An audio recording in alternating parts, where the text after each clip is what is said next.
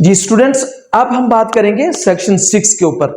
Section 6 second marriage को discuss करता है। इसमें यह डिस्कस किया गया है कि कोई आदमी विद द प्रीवियस परमिशन के बगैर, पहले से इजाजत के बगैर अपनी पहली बीवी की मौजूदगी में, पहली शादी की मौजूदगी में मुझे कहना चाहिए, यानी अभी डाइवोर्स नहीं हुई और वो एग्जिस्ट कर रही है पहली शादी, कोई आदमी दूसरी शादी नहीं कर सकता जब तक कि वो पहले से एक तहरीरी शक्ल में इजाजत ना ले ले।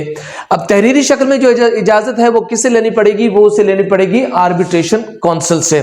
ठीक है जी, आर्बिट्रेशन काउंसिल से वो इजाजत लेगा और इजाजत लेने के बाद वो दूसरी शादी का हकदार हो सकता है। लेकिन इसके लिए बात यह है कि अगर वो इजाजत नहीं लेता और सेकंड मैरिज वो सोलमनाइज कर लेता है तो उस शक्ल में उसकी सेकंड मैरिज को इस कानून के तहत रजिस्टर्ड नहीं किया जाएगा।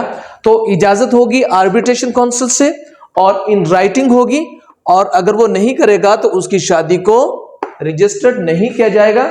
जरूरी क्या है कि जो पहली बीवी है या पहली जो शादी है वो अभी एग्जिस्ट कर रही है। ठीक है, अब इजाजत कैसे ली जाएगी, उसका प्रोसेस क्या है, तो उसको डिस्कस कर रहा है ये सेक्शन, सब सेक्शन 2।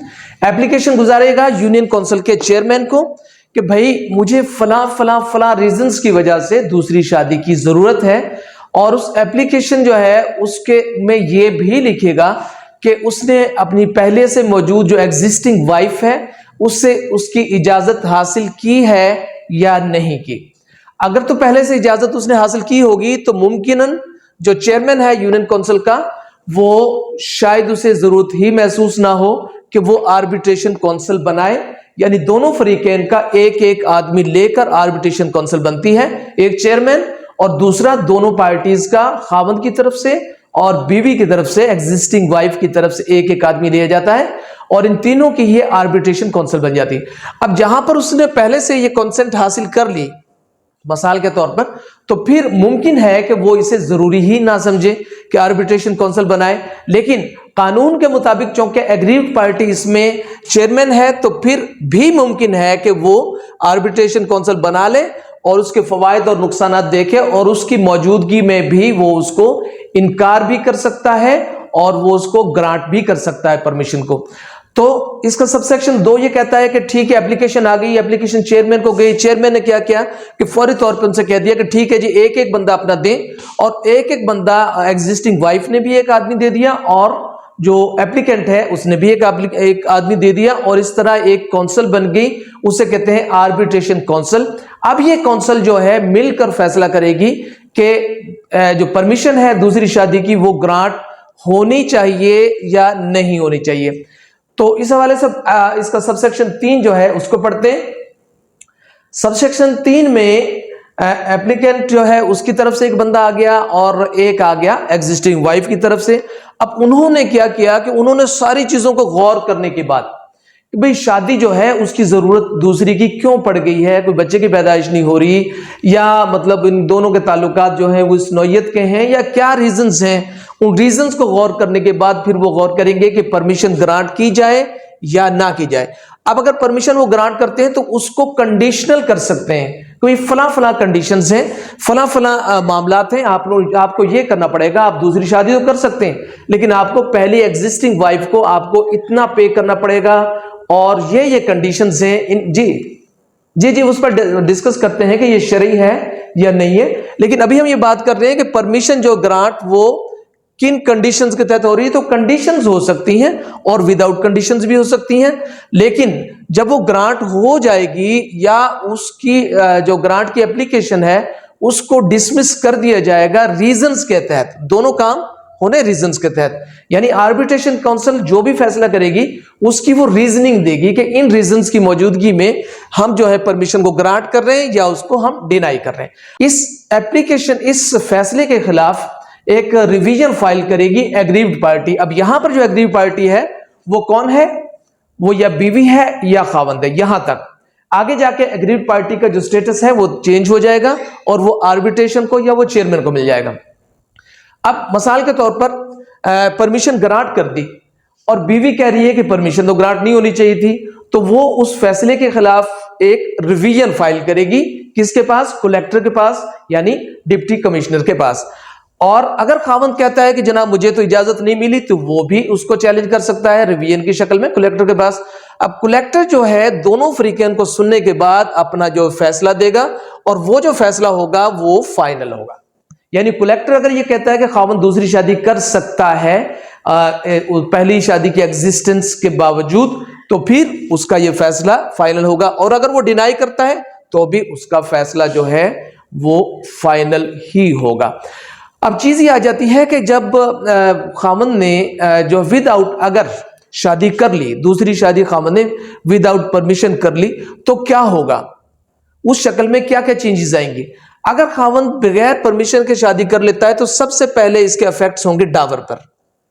ठीक है जी, विदाउट परमिशन जब उसने शादी कर ली, पहली बात तो यह है कि उसकी रजिस्ट्रेशन ही नहीं होगी, उसको रजिस्टर नहीं किया जाएगा, कानून ये कहता है। दूसरी, अगर उसने कर ही ली तो होगा क्या कि शादी तो ठीक है, वैलिड है, लेकिन होगा क्या कि उसको जो डावर है उसकी जो भी शक्ल वो प्रॉम्प्ट हो या वो डेफर्ड हो, यानी ऑन डिमांड हो, मुवज्जल हो या मुवज्जल हो, वो डावर फौरी तौर पर पेएबल बन जाएगा। किसके लिए?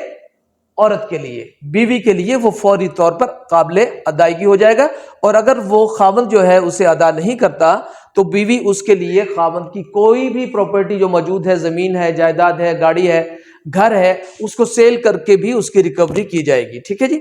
अब दूसरी चीज आ जाती है कि फिर और क्या चेंज आएगी, और ये चेंज आएगी कि इसकी पनिशमेंट है, पनिशमेंट है इसकी 1 ईयर।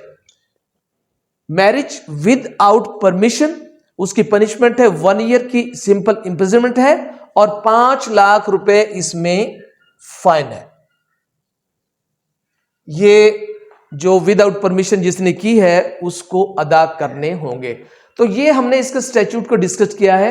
अब हम डिस्कस करते हैं इसमें प्रोपोजिशंस क्या आ सकती हैं। तो सबसे पहली जो प्रोपोजिशन इसमें आएंगी, जैसे आप देख रहे हैं, वो है इसकी शरई हैसियत क्या है। तो कानून के मुताबिक तो इसकी शरई हैसियत वो जो भी कहें, लेकिन जो मेरी इसमें राय है कि इसकी शरई हैसियत जो है, शरीयत में इस रिस्ट्रिक्शन की खावंद के ऊपर किसी किस्म की कोई गुंजाइश नहीं है। लेकिन यहां पर जब हम कानून को डिस्कस करते हैं तो कानून ये कहता है कि इसमें जनाब ये सुप्रीम कोर्ट की एक जजमेंट है। पहले हाई कोर्ट की जजमेंट्स को इस पर मैं डिस्कस करता हूं। जी हाँ, ये आप बुक में जो रेलिवेंट पेज है जी, इसको इस्लामिक इंजंक्शंस के मुताबिक करार दिया है पीएलडी 2017 सुप्रीम कोर्ट 187 ने। पीएलडी 2017 सुप्रीम कोर्ट 187 वो ये कहती है कि ये मनोवन इस्लामी तालीमात के मुताबिक है, और उनका कहना यह है कि अल्लाह ताला ने भी फरमाया है कि बीवियों के दरमियान अगर इंसाफ ना किया जा सकता हो तो नाइंसाफी करने के बजाय एक बीवी ही ज्यादा मुनासिब है। तो ये जो वर्डिंग आ रही है पीएलडी 2017 सुप्रीम कोर्ट 187 की। अब इसको जो इसके तसादुम में इसके कंट्रेरी जो जजमेंट्स आ रही हैं, ये 2017 की सुप्रीम कोर्ट की जजमेंट है, जबकि इसके मुखालिफ जो जजमेंट्स हैं वो देख लीजिए। ये जनाब है जी, ये है पॉलीगेमी नेचर ऑफ स्कोप है। मसालती कौंसल को इख्तियार हासिल नहीं कि वो एक गैर कानूनी अमर को इस्लाम की रूह से कानूनी करार दे। ठीक है जी, ये जजमेंट है 2011 PCRLJ 139, ये कराची की जजमेंट है। और ये कह रहे हैं कि ये जो काम है ये गैर कानूनी है, और मसालती कौंसल को, आर्बिट्रेशन कौंसल को इसमें ये इख्तियार नहीं है कि वो इसको शरई करार दे। उनका कहना इस हवाले से ये है कि provisions of section 6 of Muslim laws ordinance 1961 are reformative and corrective in nature and for measures for prevention of injustice to the existing wife और वाइफ। वो ये कहते हैं कि ये इस्लामी नहीं है, लेकिन ये एक ऐसी प्रोविजन है जिसका मकसद ये है कि वो रिफॉर्मेशन लाए और वो करेक्शन लाए, और बीवी के जो हकूक हैं, जो एग्जिस्टिंग वाइफ है, उनको प्रोटेक्शन देने के लिए ये कानून बनाया गया है। इसको हम इस्लामी नहीं कह सकते, ये है इस्लामी इंजंक्शंस के खिलाफ। लेकिन चूंकि करेक्शन के लिए और रिफॉर्मेशन के लिए बनाया गया है, तो उनका कहना यह है कि ये जो है अपने इस्लामी कवानीन के ये खिलाफ है। ठीक है जी। तो इस तरह दोनों चीजें जो है मौजूद हैं, और भी जजमेंट्स मौजूद हैं इसी नुक्ते के ऊपर। मिसाल के तौर पर आप देख सकते हैं, यह है जनाब 2018 YLR 2548 कराची की जजमेंट है, और इसी तरह ये 2010 MLD 470 कराची की भी जजमेंट है। इनमें भी इसको डिस्कस किया गया है। अब दूसरा इसमें जो प्रोपोजिशन आती है वो है कि बीवी की इजाजत चाहिए या चेयरमैन काउंसिल की। ये बहुत अहम नुक्ता है।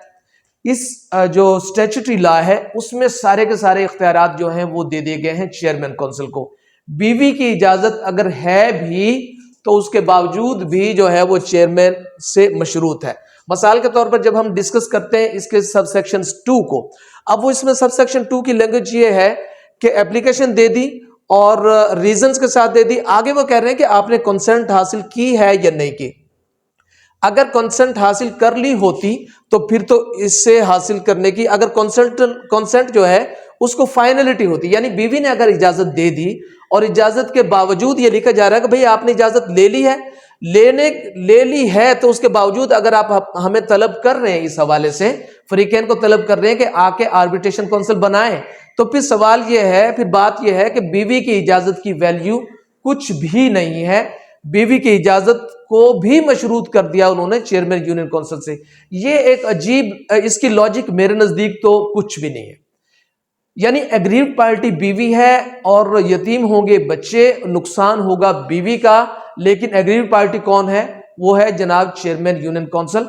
और चेयरमैन यूनियन काउंसिल कौन होता है? जिसको जब हम कानून की बात करें तो उसके लिए कानून में कोई तालीम ही लाजम नहीं की गई कि भाई आप मैट्रिक पास हो सकते हो या आप BA पास हो सकते हो या आपने लॉ को पढ़ा है। कोई चीज जो है उसके इल्म के हवाले से कोई चीज मौजूद नहीं। लेकिन हम क्या कर रहे हैं? हम अथोराइज कर रहे हैं चेयरमैन यूनियन काउंसिल को कि भाई आप इसकी इजाजत दोगे। और दोगे कैसे?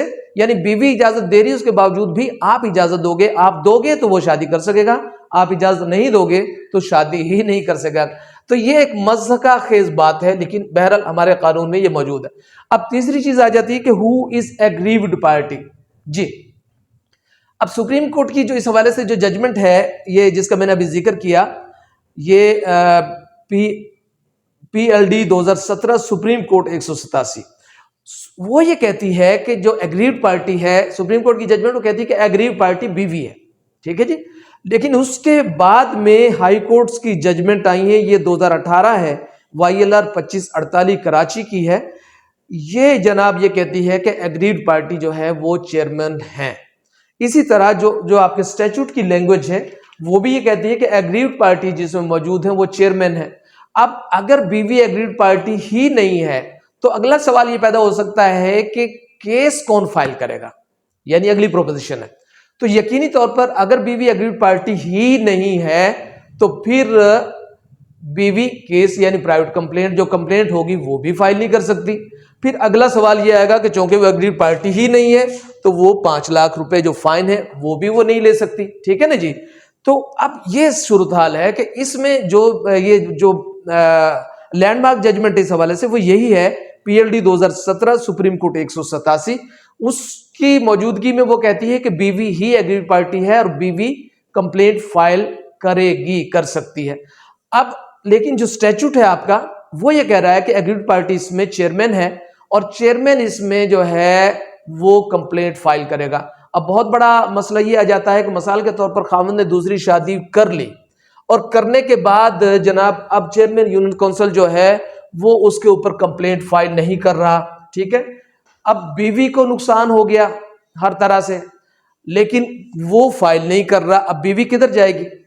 क्या ऐसा करेगी कि वो चेयरमैन को कोई कंप्लेंट फाइल करके देगी कि जनाब ये मेरी कंप्लेंट है, मेरे खाविंद ने दूसरी शादी कर ली है तो उसके खिलाफ आप प्रोसीड करें? तो उस पर चेयरमैन करेगा। अगर ऐसा करता है, अगर वो ऐसा नहीं करता तो उसके ऊपर क्या जो है कानूनी कवायद है, क्या उसको फोर्स किया जा सकता है? तो यहां पर कानून जो है ना वो खामोश है। लेकिन मेरी जाती राय के मुताबिक इसमें एग्रीव्ड पार्टी जो है वो बीवी को होना चाहिए, एग्जिस्टिंग बीवी को होना चाहिए। अब जो 5वीं प्रोपोजिशन इस हवाले से आ जाती है कि what certain changes would occur if in favour of first wife if a husband solemnize second marriage without the permission of union council chairman and the existing wife। तो इसमें जो चेंजेस आएंगी वो ये आएंगी कि एक तो जो डावर है चाहे वो डावर जो है वो प्रॉम्प्ट है यानी ऑन डिमांड पे किया जाना था, चाहे वो डावर जो है वो प्रॉम्प्ट के बजाय वो डेफर्ड है, वो डेथ की शक्ल में या जो है तलाक की शक्ल में अदा होना था। दोनों शक्लों में या किसी भी शक्ल में तमाम का तमाम जो डावर होगा वो पेएबल होगा खावंद के जुम्मे फौरी तौर पर। ठीक है जी। और अगर वो उसको पे नहीं करता तो जैसे मैंने पहले डिस्कस किया कि वो वाइफ उसकी जो प्रॉपर्टी है उसको सेल करके उसको उस डावर को रिकवर किया जा सकता है।